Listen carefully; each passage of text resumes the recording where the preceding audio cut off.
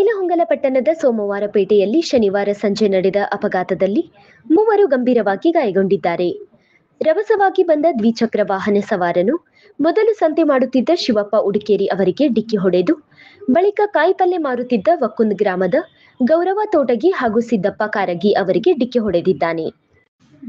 ಗಂಭೀರವಾಗಿ ಗಾಯಗೊಂಡ ಶಿವಪ್ಪ ಉಡಿಕೇರಿಯನ್ನು ತಕ್ಷಣ ಬೆಳಗಾವಿಯ ಲೇಕ್ವ್ಯೂ ಹಾಸ್ಪಿಟಲ್ಗೆ ದಾಖಲಿಸಲಾಗಿದ್ದು, ಉಳಿದ ಇಬ್ಬರನ್ನು ಸ್ಥಳೀಯ ಮಲಪ್ರಭಾ ಮಲ್ಟಿಸ್ಪೆಷಾಲಿಟಿ ಆಸ್ಪತ್ರೆಯಲ್ಲಿ ಚಿಕಿತ್ಸೆ ನೀಡಲಾಗುತ್ತಿದೆ.